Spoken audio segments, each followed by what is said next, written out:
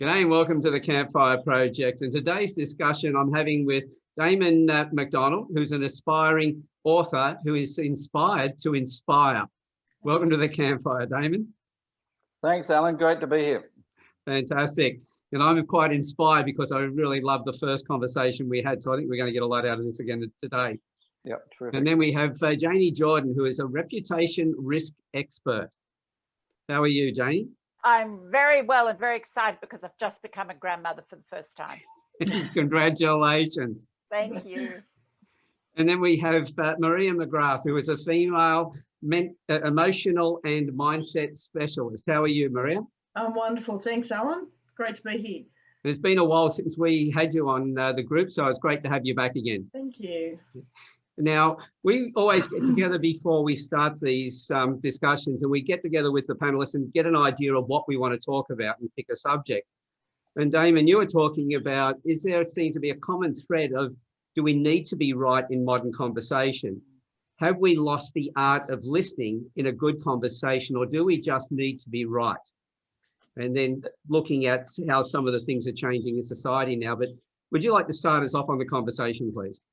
Sure, Alan. It came about because of a conversation last week I was having with someone, and it really amazed me how quickly we descended into our positions. And it's like we were our stance, and it was like we were in a battleground, but it only lasted about 30 seconds. And I thought, no, this is not the right way to have a conversation. And so I quickly changed it. But on the way home, I'm just thinking, wow, I wonder how often that happens where we actually get into our polarized positions because we have different points of view. And then we need to be right. This concept of my opinion's more important than yours. And I'm glad I caught myself because, it's something, it told me that I'm learning to change. I'm actually getting better. And the other side of it is that I just questioned how often does this happen in real life, in relationships, in business situations, that we get stuck in our little polarized little world and we have to be right. That's I've felt that same experience myself and having to check myself on it, getting caught up in it. And you would find that with yourself, Janie, with the work that you've been doing with organisations, wouldn't you? Oh, absolutely, Alan. Damon, I couldn't agree with you more. I think active listening is a really important skill for leaders, for any of us really, but particularly for leaders, anybody working with people really, and that's most of us. Some of us, some of us, there are animal whisperers out there and they just deal with, horses or dogs or chooks or whatever. But quite seriously, I remember the New South Wales Premier, Gladys Berejiklian, when she was Treasurer, and I listened to her speak at a women's breakfast. I was celebrating International Women's Day, and she said that listening is the most important leadership skill and the hardest one to actually master. And when it comes to the sort of work that I do, and particularly, working with spokespeople in a crisis when reputations are on the line big time, it is actually all about being able to demonstrate humility and the ability to really deeply listen to your community's concerns. Today, McKinsey's have been coming up with this term of stakeholder capitalism. And those of us in my profession, corporate affairs, public affairs profession, have always known that stakeholders are capital number one. But basically what it's showing now is that companies who are realizing the value of their networks, the value of their supply chains, the value in the stakeholders groups are the ones, and listening to them, reaching out to them and not being right, because we're actually in an era now, I think, where collaboration is critical for the planet's health, our health. The pandemic has been a great leveler from that perspective. Very much, very, very much so. And I think if you think about reputation and trust, it's the bedrock, if you like, the oxygen that keeps business going is its reputation, and trust underpins all of that. And I think, Damon, you're talking about is that listening well and being able to reflect that back in tone and body language and the phrase actually is going to build more trust in relationships, and which we need so much. And I'm sure, Maria, I know I'm jumping in here, but you know, the mindset that goes behind that and the emotional intelligence that we really need in our leaders today. Yeah, absolutely. And I think, you know, it's critical for all of us to understand that each one of us has individual beliefs. That's why our opinions vary so differently, and that's why we can get very stuck in what one person thinks and what the other. You know, our beliefs have been with us, a lot of them, you know, throughout our entire life, and some have been passed down from generation to generation. And the biggest thing with and how you dealt with it is understanding that, you know what, yes, that person has a belief and I have mine, but I can argue the point, or I can stop and think, you know what, I will see a different opinion and let it go, or listen and get a different perspective, even though, you know, you don't have to let go of your own beliefs. But I think, and in the more that you do personal development, or the more that we have these conversations, the more that we can say, okay, there's a different way, and we do have to listen. You know, everyone has their own beliefs, their own opinions, their own thoughts on how to move forward in life. And to stop the fights or the struggle, it is easier to stop and to listen and to get that other opinion, and then to sit and think about whether there's, you know, whether it's valid or not, and we can then go again, or we can keep it to ourselves, sort of thing. But it's definitely you know, a mindset where we have to be aware everybody has their own beliefs, their own opinions, and whether they're right, wrong, or otherwise, we have to see where they're coming from to be able to get an outcome that's not just a fight or an argument. Yeah, I think, yeah, is Janie, you were saying having the ability to actively listen. It's also listening with generosity. Absolutely, Alan. I when I do work with emerging leaders, I encourage them, and we talk about, and we do exercises around whole body listening, using a technique which we've called ICE, not the drug, I might add. You know, you're listening for intent, and that's critical, which you will pick up through, you know, body language and tone. You're also listening with emotion, you know, in a sense. That's the generosity piece, I think, Alan, you're talking about. All of it is really, I guess. And the C is content. And I think, Maria, it's interesting to remind ourselves, and Damon too, all of us really, to remind ourselves that communication is predominantly nonverbal. You know, only 90% or so, in a crisis, it's even less, is that we forget that how important it is to stop and pause and just to hold space and allow silence to convey as well. What in terms of the deep listening and being able to have a deeper connection, because I think human beings long for deeper connection and belonging.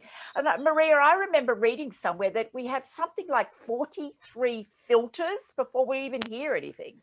There's hundreds of filters that I go through, and to be honest, women have different filters that men do as well. So they go through, you know, all of our belief system, you know, everything that we've been taught, and every emotion, every event has a process in how we filter, you know, what somebody else says, but also in their silent, like you were talking. I know as women, we see finer details, and, you know, I can see someone walk past and say, oh, God, she looks like she's cranky. I can see her nose flaring. I can see her eyebrows, where, you know, it's not something that men pick up as well as women. Oh, yeah, there she goes. She's, you know, she's looking good today. Where we say, oh, no. And you know what? Then we go internal and say, oh, what did I do? Has she got the shits with me? Was it something that I did? You know? So, you know, we have a lot of different filters there that make a difference, and that's the silent filters, the physical, as well as the verbal. Yeah. Well, you know, when you women go quiet, and that what us guys are going through is Now that noise, is it the sump guard or is it the diff? Oh dear, that's very, oh Alan, that's very stereotypical. There's a lot of clunking going on in there. Oh, absolutely. Absolutely. Do you know what I think? I'm really looking forward to being a grandmother just from the point of view of being a reminder that it's all non-verbal. I mean, this little tiny weedy, what is he, 5 days old or whatever he is now, he can only communicate through a cry or a murmur or maybe screwing up his nose or something. And it's a great reminder, as indeed for me, having a rescue dog, is that you can, and I remember the vet saying to me when I went and got him checked out, she said, Janie, it is about the tone of she said, use your hands to signal and it'll be the tone of your voice. And I think it's just a lovely reminder. Animals and babies are wonderful reminders that we get our cues. We can get our cues if we're open to it, like you were saying, Damon, if we stop ourselves and go, hang on a minute, what are the cues that and it does mean, full body listening and it's hard to do. It's challenging. Yeah, but if we want to connect with somebody, we need to do that, though, don't we? Yeah, we do. If we're genuine, if you're saying if we're genuine in our intent, Alan, a generosity of spirit, yes, if we truly want, and I think the world, we're seeing some very contrasting examples on the world stage at the moment, shall we say. So Damon, I find that that concept of the examples, for me, it's I really pick up on people's energy. I'm very clear about that. It's also verbal. It's and positional. So where people are, how they're standing, all that sort of stuff. I feel that. I see that. But if someone's words don't match their actions, that's the deal breaker for me. And it's a real red flag to sort of pay attention. Well, as you were saying, Janie, when it comes to like the baby, all the way they communicate is with all the non-verbal. So that's where they get their first learning, and that's therefore got to be the foundation of their communication. And Damon, as you said, you hear somebody, and how many times have we heard somebody who sounded absolutely perfect, but we've had that gut feeling something's not right. And we don't know why, but what it is our unconscious mind has picked up the non-verbals that are incongruent. Absolutely. And we always go with the feelings, not with what we've heard. Absolutely. And that's such a incredibly important reminder, isn't it, Alan, for all of us, that it's actually all the big decisions in the world are made through emotions, even in the biggest boardrooms in the world, the high stakes down to, family, businesses, personal. It's all about our gut feel, our intuition, reading energy, as you're saying, Damon, and the congruence. And in my world, it's particularly noticeable in a crisis when you go, or, oh, thank goodness, like Shane Fitzsimons, yes, the former New South Wales Commissioner, in all the bushfires, we just went, we'll just take a big sigh of relief, even though it was a hideous time, because we trusted him, we believed him, he didn't, he was such an outstanding spokesperson in our crisis. So, go ahead. I was just going to say, going back to, the newborn baby and having them, I've got a 3.5-year-old nephew, and watching them from that age going through, it takes you back and reminds you of the innocence, that we were born with, this pure joy and happiness and this carefree spirit that we would have had, this connection that you have. It's just all in, all heart. And for so many, we've lost that along the way.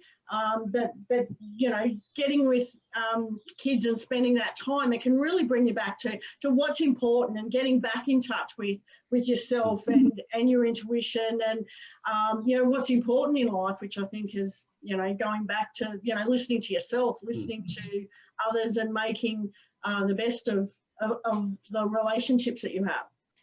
I think there's a critical point with that. You use the word important. you can use the same word, but you can have, both of you can have separate meanings for what important means.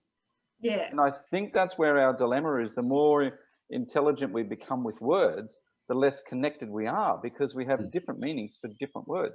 So something that is very important, or, you know, and you can have your 5 key words in a relationship. If you're not on the same page on those 5 words, you're living next door to each other rather than in the same house. Your partner needs to trust that that word means this, and it's the same for them. And this is what I got chastised quite severely because I put my 2 cents worth in, and it's kind of part of this process of a conversation was had that was going to advantage young girls, and I said, wow, that would be fantastic for boys to hear the same conversation, because then you would understand exactly what that conversation is from at the same level. And I just got absolutely hammered for being a male hijacking a female conversation, and it was like rah rah rah, and it was all online, and I just thought, oh, touched a nerve on that one. But all I was trying to convey was, wow, wouldn't it be so good if we could bring everybody up understanding the same word? Absolutely. So the concept of, you know, bullying means the same thing, or abuse, it's the same word from both sexes. That's it. Well, as you said, you know what I mean? The and more if we created that sense of balance, the more intelligent we become, the less connected we are. And I remembered, I think it was Bob Carr many, many years ago wrote a book, and I was at the launch in Newcastle where it was at the Chamber of Commerce, and I picked it up and started reading through it. I can't read it without a dictionary. It's as intelligent as I can possibly be, but so disconnected from anybody who read it unless they were on his intellectual level. And it came across as being something that was just written for ego purpose and not to share knowledge. And so the words can lead us in the wrong direction. So you're going to say, Janie? Yeah, absolutely. Well, a couple of things. It reminds me of when I used to take, well, I still do, and I take a brief from a client if I'm doing media coaching, or, you know, somebody getting ready for doing a round of media interviews. And the first question I ask them is, do they have an MBA? You know, it's like, how recent is their MBA? Because invariably when they come straight out of, you know, doing their Masters of Business Administration, their MBA, and they think they have to impress people with their highfalutin language and business terms, and you go, excuse me, what do you mean? I always like to liken it to they're only 10, which is one of the barons of Fleet Street said that many, many years ago, decades ago. But it's true. It's not to demean adults nor children, but if we actually speak in a language that a 10-year-old can understand, we're actually increasing our chances, Damon, of what important means, because then we can follow up and say, well, in my world, important means X, Y, Z, or use an analogy or a metaphor of some kind, or tell a little story, and then people go, I get it. Yeah, also asking somebody when you use a word, go, well, what's your interpretation of that word? Yep. And I think those have to be actually intentional conversations at the beginning of any relationship. What do these words mean to you? Yeah, and get on the same page really early rather than after the first fight. Well, because you need to be right. Yeah, absolutely. And teaching that, like what you said, have boys listening to that same conversation. It may be all about girls, but if boys understand girls, then they're going to have better relationships. They're going to be able to get on better, and there's not this disconnect. There's not this feeling of mistrust or all of the other things that I could say, you know, that they think that they're being picked on or bullied or, you know, being thought of as less than, or all of that stuff. If the conversations about how boys' minds worked and how they grow up is shared with girls, and how girls go is shared with boys, then we're understanding each other, and there's not this disconnect, because there are so many big differences. And it is these differences that cause conflict and a lack of communication. Because I know, I work with a lot of women, and I know, you know, every now and then there'll be one she'll come in, oh, you know, bloody husband, you know, he should know. You get this, he should know what I'm thinking when I've got this look on my face. He has no idea. You know, he should know I want him to take the rubbish out. I shouldn't have to ask him. But what, you know, instead of stewing on it for an hour, honey, can you take the garbage out? Like, how hard is that? But there's so much disconnect because there's no teaching of the different ways the minds work to have that communication. And those differences, as you say, there's a major disconnect with them, but it's in those differences that we really complement each other. If you understand it. Yeah. If you understand it. But, yeah, those and either drives you crazy or compliments you. Exactly. We've had conversations on the Campfire Project, like Scott, he had a Facebook Live there one night, and the subject that he decided he wanted to talk about was menstruation. And I know a lot of the guys were saying, why? And I'm thinking, guys, you know, the younger ones, you got partners, and your older ones, have you got daughters? This is about understanding them more effectively. If a young guy understands that about his partner and what she goes through, he can have more empathy and more understanding, and therefore be more appreciated by her. And knows what a time with her, if he's looking for sex, he's likely to get a lot more sex. Knows what 2 days not to poke the bear. Yeah.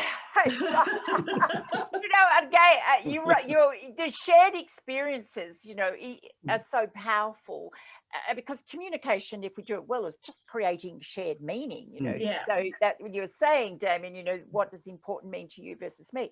And I just go back again to a very recent experience, which is clearly with my now grandson. So I'm with them in there now. Well, it's like a little hospital, like a little hotel suite, really, actually, in the hospital where they were.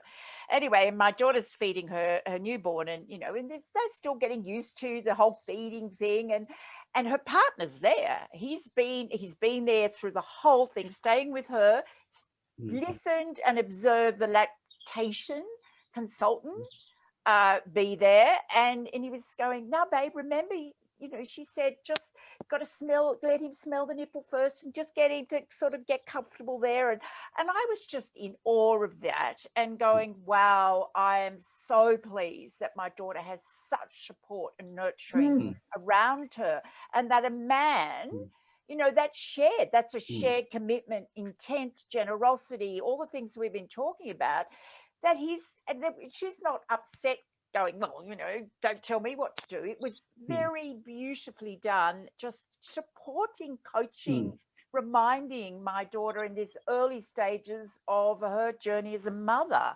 It was just superb to watch and hear and feel.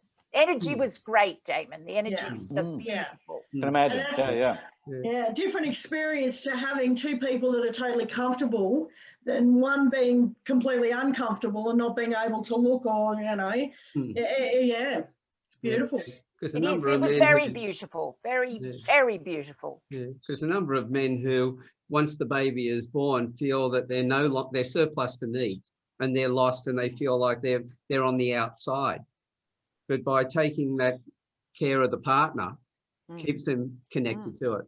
Yeah, absolutely. You know, and it's just on that. And we were sitting down having a pretty heart-to-heart on Tuesday evening, and we're sitting on the bed, and he's saying to me, Janie, I see my job now as looking after Gemma, making sure she's eating well, making sure that she's getting as much sleep as she can, as much rest as she can, that she goes for a walk, that she washes her hair, she moisturizes her skin, you know, all these gorgeous supportive things. And I just was so, felt so good about that. And he said it was such beautiful intent and energy, and Alan, he was seeing his role as very supportive and very nurturing, and he not afraid to pick up the baby at all. And in fact, he did the first bath with the baby, washed the hair of the baby. You know, he just saw that that's how he could play a part. He can't feed the baby, but he can do everything else. Is this part of our changing role? I guess as males, you know, where we used to have that tribal concept where the women looked after the baby and the men went away. So all that nurturing stuff was done by other women. Whereas now we're in a very much satellite situations where grandma and grandpa are a long way away generally, and it's just the husband and wife together or the partner together in that regard. So they actually have to take on all these extra roles and let go of other roles. Yeah, so, yes, Damon, I think, do you know what I think? I think that the warrior men are, even they're in their true warrior state, are actually the most vulnerable and the most gentle, you know. And I think if you would sort of, you know, a warrior woman, I mean, you know, in her powerful state, you know, is more powerful than any man, really. But when you bring those sorts of, and I do think we are in a bit of a paradigm shift. I think it's now okay for men, and thanks to COVID too, because men have been at home. Sure, the divorce rate's going up, but in a lot of other situations, it's brought families closer together where there's sharing, lots and lots of sharing going on. So, I have some of my friends up here in the country, more conservative friends, that go, "Oh, my sons are so good, you know, they do this." It's like, well, hello, they should be doing it all along, you know, shared responsibility here with this child. Now, on that point of where you said that, you know, a lot of the taking on those roles, you know, through COVID, we've had a lot of separations and everything else going up in numbers. We've also had a lot of men realizing they're changing roles and stepping up and taking their place in that area. Where do you think the mismatch is? Is this in the communication where, when somebody feels that they're not fulfilling their role, they feel they're being judged or anything else? Is this when this need to be right comes out? I think it's when they're, for people that can't see a different side, they haven't been, I guess, educated or shown that everybody has a different opinion, that, you know, depending on where you were brought up, whether it was with two parents, with one parent, whether it was in the country or the city, everything makes your life and your beliefs and your perceptions and how you see the world differently. And understanding that for a start, and allowing yourself to, I guess, to say, you know what, there can be a different way. I have to open my mind to communicate and to know different ways, to take on other people's suggestions and ideas and beliefs as well. There are a lot of people that are open to new ways and new ideas, but some people are shut down and they've never been taught anything different. So they find it really hard to take on any other idea. And that's sad, because they're literally missing out because they're so stuck in their own way. Is that part of their upbringing? Like you say, Alan, you were talking on another Zoom call or podcast in the sense of rites of passage. Do we all now need to go through a particular stage in this and say, righto, you've learnt this. Now you need to shake it all up. Before you go out into the world, you've got to start listening from a different perspective. And whether we create that as a common ritual where every single person has to be challenged on their thinking. And so, well, you know, like whether we need to teach people to think that you are not the only person here. It's like we don't get taught to think. Well, we don't. Yeah, and this is this whole thing where we need actually to insert this in a stage of life for everybody, but we've now got to get to this point. Our families taught us this, and we now have to, the big wide world needs to teach us this. So is there something we need to bring into our lives where we actually start thinking, right, we need to look at things a little bit differently. One of the biggest issues was that, you know, well, with boys growing up, most of the houses, 50% of the houses roughly, the father's either physically or emotionally absent. So there's no rite of passage, there's no guidance for the boy. One of the things that we've had happening in the Campfire Project is that, well, Scott, for instance, interviewed his father, and they hadn't spoken to each other for a long time. And their interview was absolutely beautiful. And he filmed it, and that went into the Campfire Project. Since then, his son, 9 years old, decided he wanted to interview his father.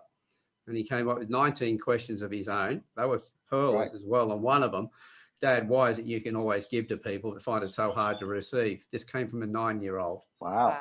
And so now we've got that happening. Then James Short, I interviewed him recently, and he's now been talking and been on a panel with Scott. He's a marathon runner. And because Scott wants to run from Sydney to Melbourne, he's wanting to join him on that run. He also wants to interview his own father.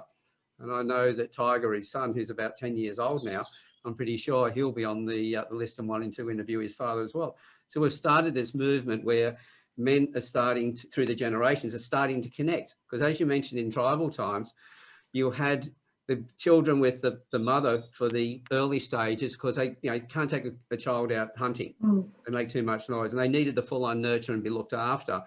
Then the role of the father, but also the grandfather, was extremely important. He could no longer chase the beast at full speed, so he would spend more time with the boy in that next phase.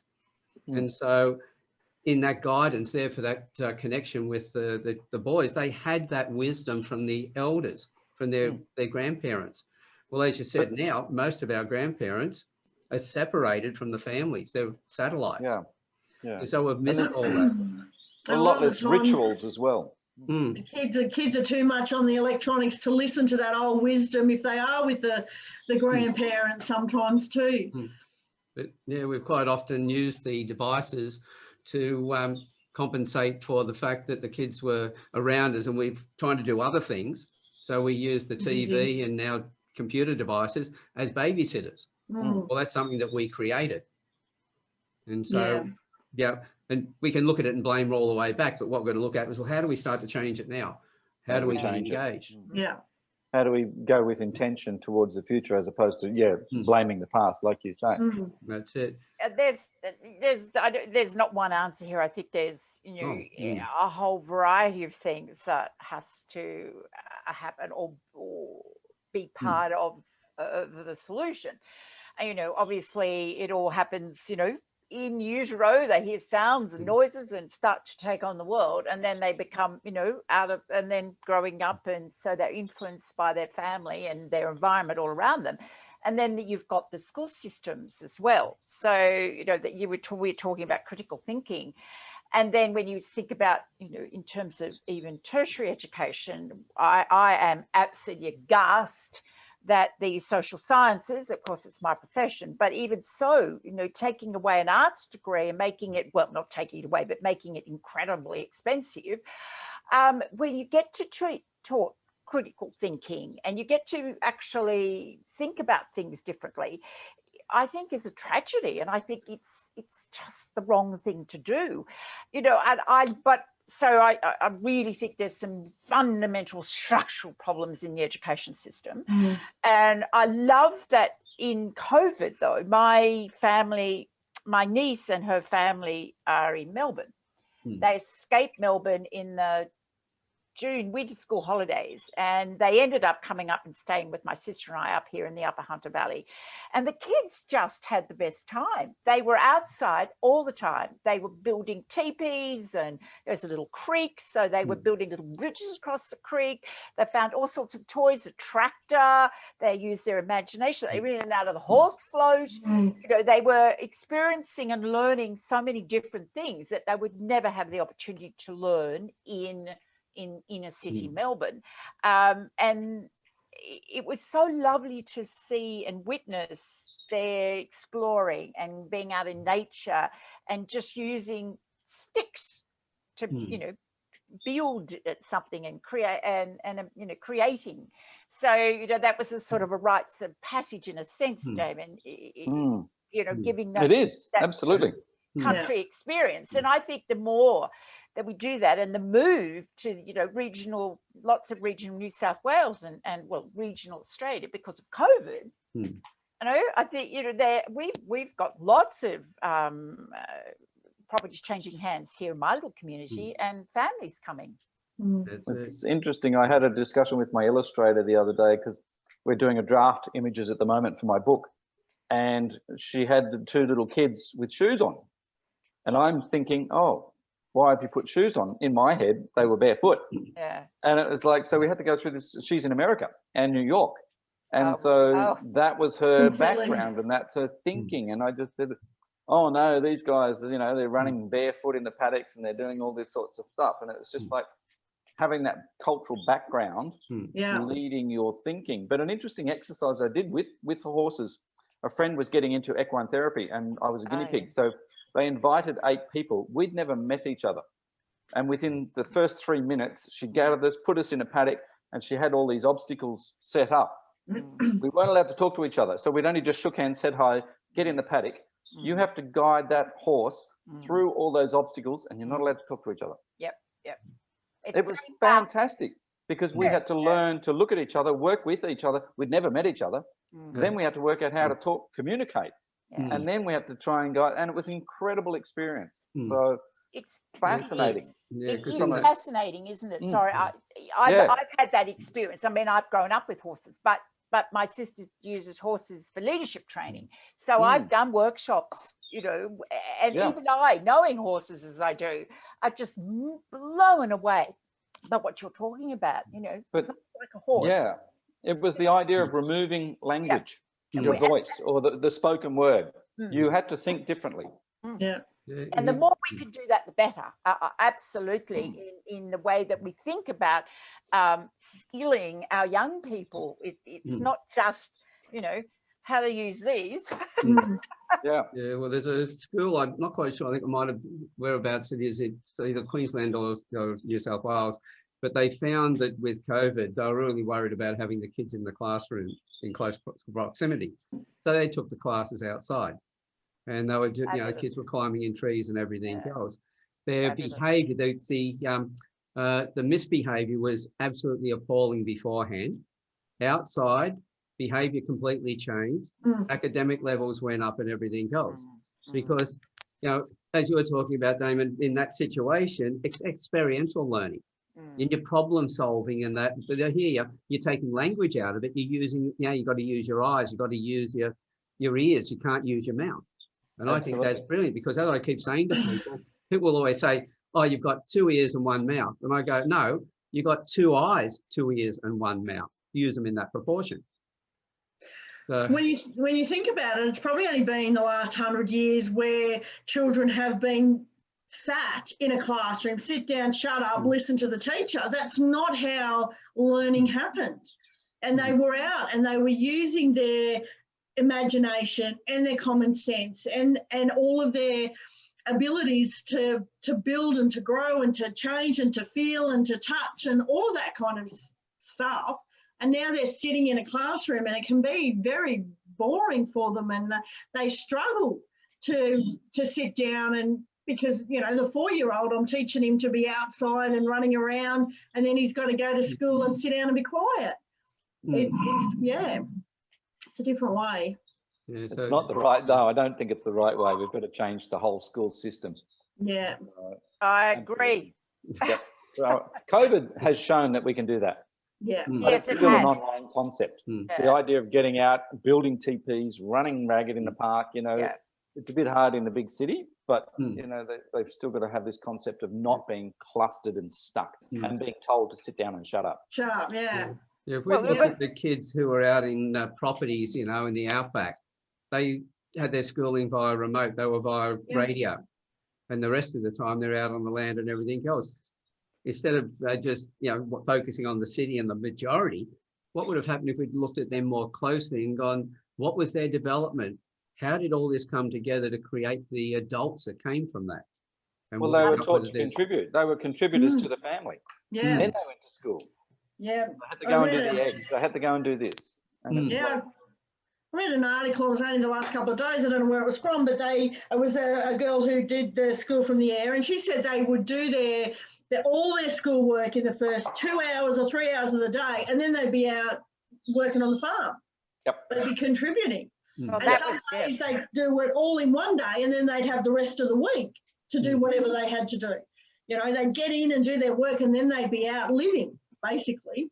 Is this where we come to this crossover point of the separated families and single parent families, where it's too hard sometimes to enforce that? So I see a lot in this is my own perspective, and having been in a relationship with someone with kids in that regard, is it's easier to just get through the day rather than to create a long-term plan.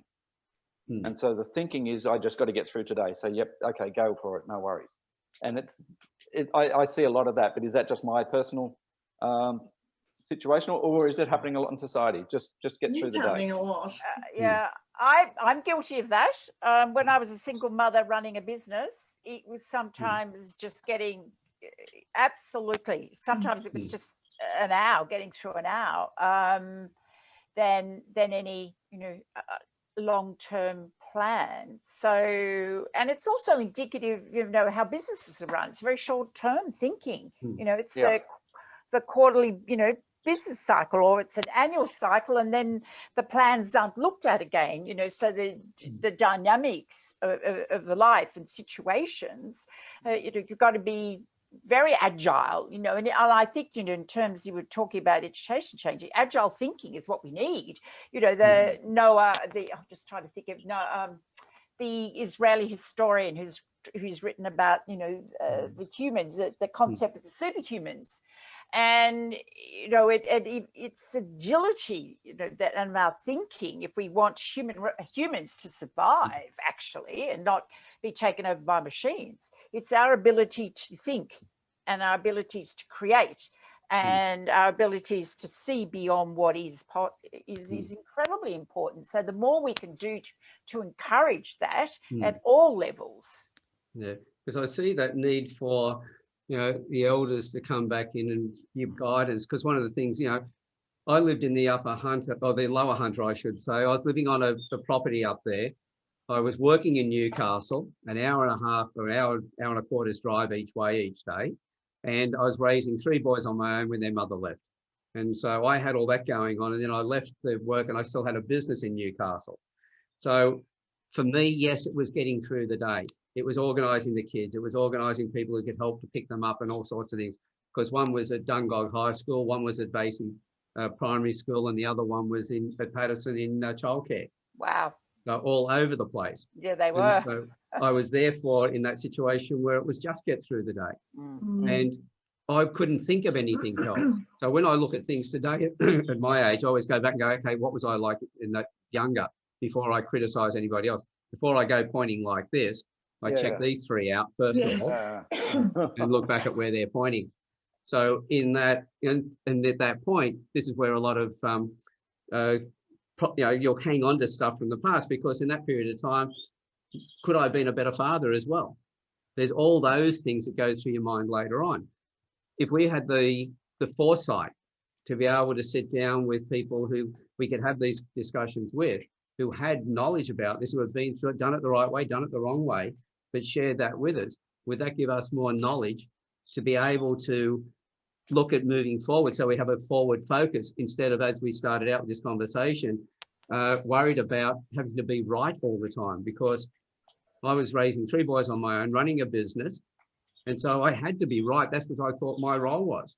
So I'm pretty sure then there's a lot of people I didn't listen to, and I would have taken that very stubborn approach to things and go, no, it's this way, you're wrong. And not taking responsibility for some of the things that I probably, if I'd stopped and thought about, would have been conscious that I was doing the wrong way. I think going back, I've forgiven myself. Radical forgiveness, I'm sure that there were things that I did were, so it's, a bit of radical forgiveness is necessary, I think, in lots of different ways. Otherwise, we'd never get through, we'd never make it today. Oh, exactly right. That's why I did a video recently on shame. Shame is about not being good enough, the person, but regret is not, is about the situation itself. And all of us do the best with what we've got at the time. Absolutely. And so therefore, shame should not exist in anybody unless they have deliberately gone out and done the wrong thing and knew they were doing the wrong thing at the time. But, as parents and everything else, we do the best with what we've got. But this is why it'd be great to have other people around us who can guide us. But this goes to the question, yes, sorry, with talking about what we can do in the future rather than talking about the past and banging on about, what we did wrong or right. How can we now shape the future going forward to create better human beings, like in terms of from children from a young age? How can the community inform that child that they're valuable? How can the community, for me, there's a sense of there's a lot of individualism, but we're fractured in our sense of community. That's it. Yeah. We only know what we know. At any point in our life, we only know what we know, and the only way we can change is to know more, to learn, and to share what we learn with others, and these kind of conversations. And however far our reach can go, if we help one woman or one family or one man, with their family right now and what they're going through, then that is that's a start, and that can ripple to that child, and how that child brings up their family, and how, you know, the next one goes. And that's how I look at it with the women that I help and the work that I do. I hope that ripple goes well beyond, but every single person that I work with is making a difference in their life, and then, you know, you hope that ripples out through. It's like the what is it, kid's walking along the beach and he's picking up a sea star and throwing it back in, and a fellow walks up to him, an old man, says, "You can't get them all, you're not going to make a difference." And he said, "I made a difference to that one." That's right. And that's you know, basically what you got to do. You got to try. Yep. Absolutely. And encourage, I think J.K. Rowling's, when she gave her Harvard speech, it's about failure, you know, giving permission to fail. I was never given permission to fail as a child, really. I had to just do it right, get it right. You know, so giving permission to fail is really important, and learning and feeling okay about that and talking about that. And I think it's really important. For me, it's, you know, I think it's also really important, you know, do something every day that scares you. You know, you know, is also a good thing to do. So I think there are lots of things we can do, Damon, to, you know, we're talking about now, you know, and it is up to us all to pick up that little stone and throw it in the water, because we've made a difference to that one stone. It is really, really important. It's just in, you know, a garden, you know, I've made a difference in a garden just by sometimes allowing weeds to be there when everybody else said, no, pull them out, but it's actually nurtured the soil. kept it together. Kept it together. Exactly right, Maria, kept it together. So, you know, it is giving ourselves permission to, you know, be ourselves too, not in a sense of harming anybody, but in the sense of what we've been talking about today is, you know, deep listening. And because we actually all have inner wisdom, ancient wisdom within us, all of us. I fundamentally believe that. And so it's allowing, meditation is incredibly important. Teach kids to meditate. Mindfulness is now being taught in schools and shared, and I'm amazed by some of the little kids and what they do. It's just fabulous. And I love that. And I think that's the more we get in touch with our energy, as you were saying earlier, Damon, and feeling that and knowing what it's all about, and going, and knowing it's okay to do that. Yeah, and knowing that it's perfectly okay to do that. You're not in, you know, woo-woo land or whatever. That's it. No, I feel that there is a change already happening, because as you said, Janie, the number of organisations who have actually realised that by putting the people first, that they become more profitable. And I just heard recently that some of the big companies, the one company the other day with about 350,000 employees, had told everybody they're no longer going straight back to work, they're going to have a split week.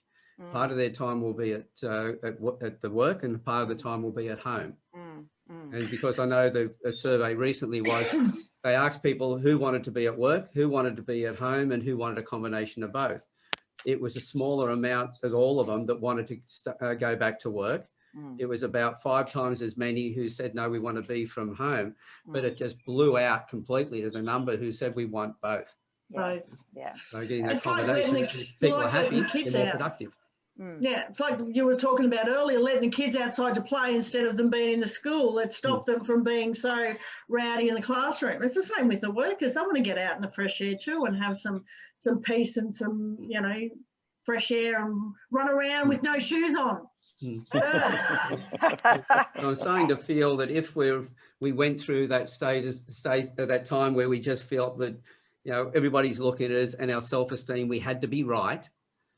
The focus was on the past, but now with COVID, everybody's looking at, well, what's the new norm going to look like? So we're looking forward, which is giving us a massive opportunity to be able to look at things completely different and let go of, I've got to be right.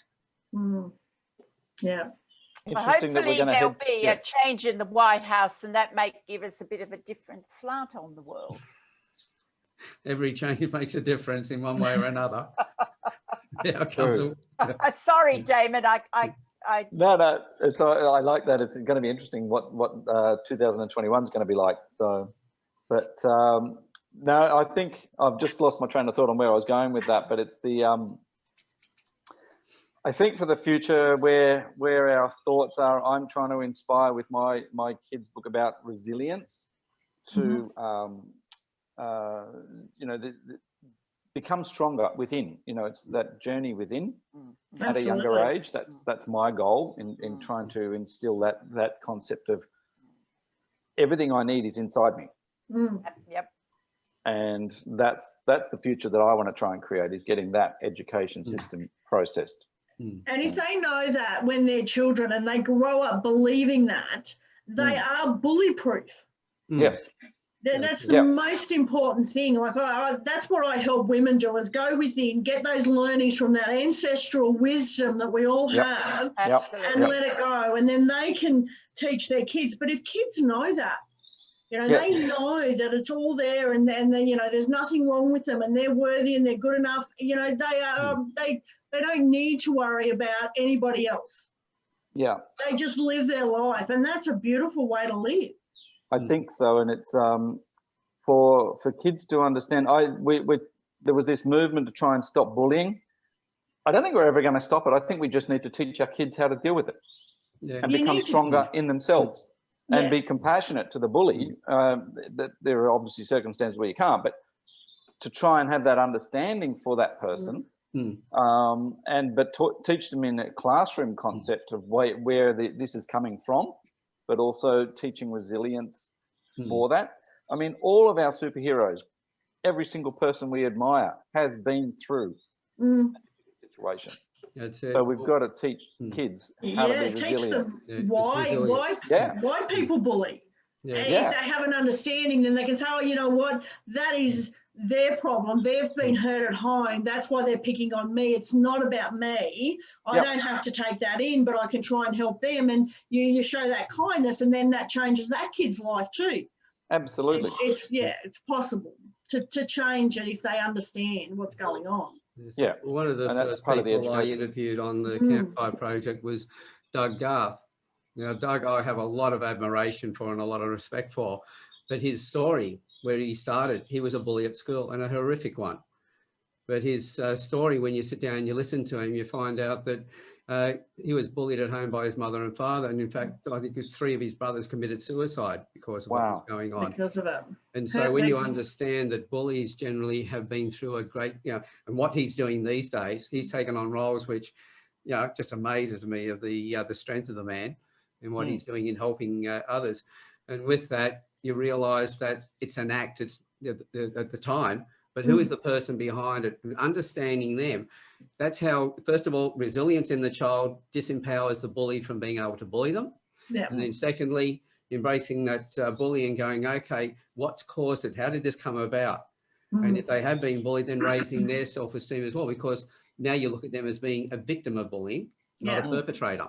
Yeah. And as you said, Damon, there's going to be a few people that's just not going to work with, because in the old stats, it was about 1% of the population who are psychopaths. And that's the way they're wired. They're not broken. You can't fix them. They're just wired differently. Yeah. We're human beings after all. Therefore, we're imperfect. Isn't that wonderful?